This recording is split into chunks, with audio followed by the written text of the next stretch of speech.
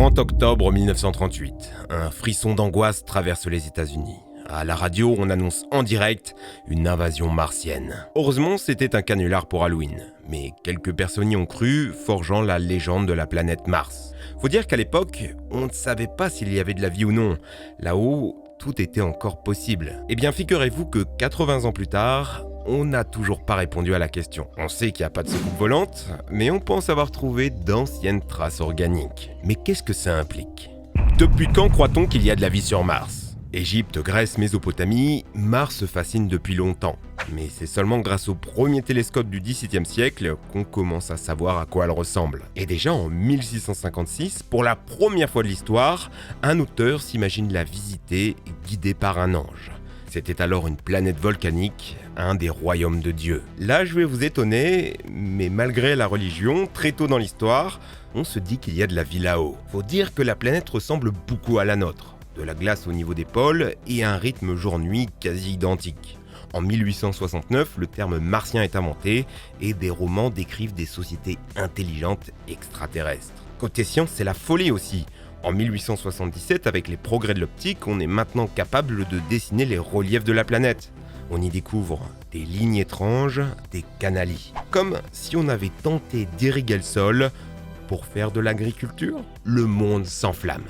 Il y a là-bas des formes de vie intelligentes. Si au début les Martiens sont représentés comme une race humaine supérieure, c'est avec la guerre des mondes en 1897 qu'ils deviennent des monstres, prêts à envahir la Terre et nous réduire en esclavage. Dans un contexte violent d'industrialisation et de colonisation, c'est en fait l'Occident qui renvoie ses propres peurs sur elle-même. Et ce livre, on sous-estime à quel point il a pour toujours bouleversé l'imaginaire du monde. Le temps passe et dans les années 50, ça se précise. Les scientifiques inventent le concept de zone habitable. Une planète ne doit pas trop être près de son soleil, sinon l'eau s'évapore, et pas trop éloignée non plus, sinon elle gèle. Il se trouve que, comme la Terre, Mars est dans la Goldilocks zone. Aujourd'hui, on sait que ce concept n'est pas tout à fait vrai. Déjà, on sous-estime beaucoup le rôle de l'effet de serre, de la chaleur, emprisonnée dans l'atmosphère par des gaz, comme le CO2 ou la vapeur d'eau. Ça a l'air d'être un mot méchant, mais en fait, sans effet de serre, la Terre serait à moins 18 degrés. Merci le réchauffement climatique. Mais il y a aussi Europe, la lune de Jupiter, qui a un véritable océan sous son épaisse couche de glace, qu'on peut parfois admirer dans d'immenses geysers d'eau. De la vie pourrait s'y être développée, même si on est loin de la zone habitable. Le concept a tout de même permis de faire rêver les scientifiques du monde entier. Il ne manquait plus que le financement, et ça tombait bien, on était en pleine guerre froide. C'était la course à l'armement et à la science. Découvrir la vie sur Mars était la certitude d'entrer dans l'histoire pour l'éternité. À votre avis, qui est arrivé le premier ? L'URSS y va à fond. Les 5 premiers essais, c'est eux, et que des échecs. Finalement, c'est les États-Unis avec Mariner 4 en 1965 qui sont les premiers à survoler Mars. On fait les premiers clichés de sa surface, et c'est le choc. Des cratères par milliers, une atmosphère 100 fois inférieure à la Terre, une température en dessous de zéro, et pas de champ magnétique pour se protéger des radiations cosmiques. Pour une forme de vie développée en surface, c'est mal barré. Mais des scientifiques y croient encore. On peut peut-être trouver des bactéries, mais pour ça il faut atterrir. Donc la course reprend, et l'URSS est bien décidé à briller. Et de 1, et de 2, et de 3, les échecs de lancement s'enchaînent. Miracle, en novembre 71, Mars 2 et Mars 3 sont enfin prêts à se poser. Le premier s'écrase et le deuxième atterrit, mais perd le contact après 14 secondes. Pas assez de temps pour finir la transmission de ce qui aurait pu être la première photo de Mars. Il retente avec Mars 4, 5, 6, 7, encore des échecs. C'est encore les Américains qui gagnent avec l'atterrisseur Viking en 1976. Explication en 2 mots, depuis hier, la sonde américaine Viking est en orbite autour de Mars. Si tout se passe bien, dans une quinzaine de jours, les responsables américains déclencheront l'atterrissage sur Mars d'un des compartiments de l'engin. Et l'on pourra alors peut-être répondre à cette question, la vie existe-t-elle sur la planète ? Voici enfin la première photo du sol martien de l'histoire. Et c'est quand même une deuxième déception. Aucune trace de vie, tout cet argent pour rien ? N'en soyons pas si sûrs.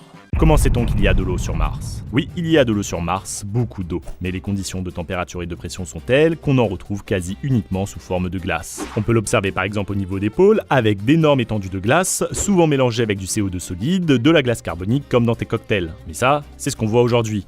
Mais est-ce que l'eau liquide n'a pas pu exister avant, et donc potentiellement la vie? Car on peut le savoir en étudiant une forme très spéciale de l'eau.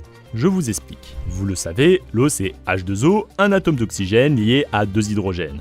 Dans la nature, l'hydrogène peut être radioactif quand un neutron se colle au proton de l'hydrogène. Ça donne du deutérium qui peut prendre la place du H dans l'eau. C'est ce qu'on appelle de l'eau lourde, naturellement radioactive. Et sur Mars, comment ça se formerait? Eh bien, grâce à des rayonnements intenses du Soleil pouvant casser les liaisons de la molécule d'eau. L'hydrogène, trop léger pour être maintenu par la gravité, va directement s'échapper dans l'atmosphère. Ce n'est pas le cas du deutérium, plus lourd, qui va pouvoir se lier aux 2 oxygènes orphelines. Si ça arrive, Mars perd alors une molécule d'eau. Vous avez compris, plus l'hydrogène des molécules d'eau s'échappe, plus des isotopes liés au deutérium se forment. Et bingo, il a été estimé que la concentration de deutérium sur Mars est 6 fois plus importante que sur Terre. Il y a eu de l'eau sur Mars, beaucoup d'eau ayant fini par disparaître à travers les milliards d'années qui nous séparent. C'était il y a 4 milliards d'années et ce que vous voyez est une simulation de la NASA. Et en observant la surface de Mars, on peut même en retrouver des traces. Regardez. Ça vous fait penser à quoi? Des lits de rivières totalement asséchés, ces fameux canaux sur lesquels on avait tant fantasmé il y a 150 ans, des anciens réseaux où se serait écoulé de l'eau liquide durant des millions d'années. Hypothèse d'ailleurs renforcée par la découverte d'argile lors de missions récentes, minéraux se formant uniquement par le lessivage de roches silicatées par l'eau située en surface. Encore mieux, regardez, la moitié de l'hémisphère nord est très différente du sud, il y a une plaine parfaitement lisse. Ça pourrait être les restes d'un giga-océan, Oceanus Borealis, qui couvrait 20% de Mars. Cette zone par exemple pourrait avoir été une vallée dans laquelle un fleuve se serait déversé dans l'océan. Ces écoulements seraient la preuve que le climat martien a été dans le passé totalement différent de celui d'aujourd'hui, un climat plus chaud permettant le maintien de l'eau sous forme liquide durant des millions d'années. C'est bien beau tout ça, mais c'était il y a 4 milliards d'années. Il s'est passé quoi depuis? Le problème vient du champ magnétique, il a disparu et sans cette protection contre les vents solaires, l'atmosphère a commencé à s'échapper de l'attraction de Mars. Les particules très énergétiques viennent se frotter à l'atmosphère en propulsant des petits bouts dans l'espace, 100 grammes par seconde, plus de 3000 tonnes par an sur des milliards d'années. Un phénomène qui est accentué par la faible gravité de Mars, 10 fois moins lourde que celle sur Terre. Mais alors si les conditions semblaient idéales pour voir la vie émerger dans le passé, peut-on en retrouver des traces? Comment sait-on s'il y a eu de la vie sur Mars? 2012, le rover Curiosity atterrit dans le cratère de Gale, un ancien lac où repose un vaste lit de sédiments. Jamais on n'a découvert une si grande variété de molécules organiques, la base même des êtres vivants. Alors, est-ce que ça suffit pour dire qu'il y a eu de la vie? Non. Comme on l'a vu dans cette vidéo, même s'il existe un grand nombre de molécules organiques liées aux vivants, elles peuvent également en être indépendantes, se formant à partir des réactions chimiques naturelles. Le cas le plus débattu est la détection de méthane sur Mars. Sur Terre, il est considéré comme un indicateur d'activité biologique émis en grande partie par les bactéries. Mais sur Mars, d'autres sources sont également envisageables, et ce à partir de réactions abiotiques. Et on n'est pas aidé, on a retrouvé sur Mars qu'une faible diversité de molécules organiques et en faible quantité par rapport à quoi on s'attendait. Et cette raison, c'est ces centaines de milliers de cratères qu'on le retrouve à sa surface. Chaque point rouge de cette image montre un impact d'au moins 1 km de diamètre sur Mars par des météorites. Ils sont plus de 635 000, et encore bien plus en considérant les plus petites. Mars a été littéralement bombardé durant des milliards d'années. Si je vous parle de ces météorites, ce n'est pas pour rien. L'analyse de météorites écrasées sur Terre a permis de découvrir une grande variété de molécules organiques comme des bases azotées, la base de notre ADN. Récapitulons, si plusieurs milliers de tonnes de matière organique avaient été apportées sur Mars pendant une période où les conditions auraient été favorables à l'émergence de la vie, dans un scénario idéal, tous ces ingrédients auraient permis la mise en place d'une chimie prébiotique similaire à celle sur Terre. Mais malheureusement, les molécules organiques en surface qu'on pourrait relier à de la vie passée n'existent déjà plus. 4 milliards d'années de rayonnement solaire intense, ça détruit tout. Ajoutez à ça une chimie agressive causée par des composés oxydants comme des sels de perchlorate ou des oxydes de fer en abondance sur Mars. Pour pallier à ce problème, une des solutions serait de creuser en profondeur pour atteindre des strates préservées. Et c'est justement la mission de Rosalind Franklin, la nouvelle génération de rovers envoyée pour la première fois par l'Europe pour la mission ExoMars 2022, mais déjà reportée à cause de la pandémie en 2020. Elle a encore une nouvelle fois été mise en arrêt depuis le conflit avec la Russie. Et oui, c'est eux qui préparaient le lanceur. Si tout s'était bien passé, le rover aurait dû atterrir en juin 2023 dans le bassin Oxaplanum, ancien lac et zone à fort potentiel de contenir de la matière organique, et ce à l'aide de foreuses pouvant creuser jusqu'à 2 mètres de profondeur. L'analyse des données sera longue, surtout qu'on ne cherche peut-être pas les bonnes molécules. Si la vie a été très différente sur Mars par rapport à la Terre, elle n'utilise potentiellement pas les mêmes briques de la vie que nous. Autre problème, les limites des machines. La taille est fortement limitée par les lanceurs.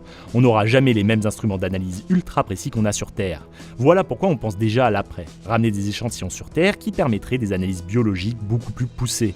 Par exemple, étudier la chiralité des molécules, dont on a parlé sur notre vidéo « Comment créer la vie depuis zéro ». C'est ce qui va se passer pour le rover Perseverance, déjà sur place, et les premiers retours sont attendus pour minimum 2030. Si vous avez été si patient pour attendre la sortie de Zelda Breath of the Wild 2, vous êtes déjà bien armé. Mais pourquoi dépenser autant d'argent pour si peu ? Je dois vous avouer que si demain on découvre qu'il y a de la vie sur Mars, on risque un peu de s'en foutre en fait. Ça fait des années qu'on parle de ce truc, l'effet de surprise est un peu passé. Dans une société où la science est partout, il y a moins ce besoin de prouver que nous ne sommes pas les seuls dans l'univers. Même les religions l'admettent aujourd'hui, nous ne serions pas les seules créatures de Dieu dans l'univers, preuve de sa grandeur. Alors est-ce qu'on va dire comme sur Twitter qu'il faudrait mettre l'argent du spatial dans la réduction des inégalités ou la lutte contre le réchauffement climatique ? Non.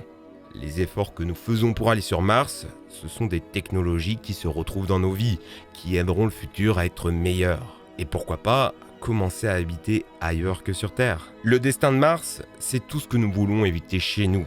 Il y a des réponses à trouver là-bas. Par exemple, saviez-vous que l'absence d'activité tectonique sur place nous a permis de retrouver des roches datant de plusieurs milliards d'années, époque dont on ne retrouve plus aucune trace sur Terre. C'est un formidable témoignage pour comprendre la jeunesse de notre planète.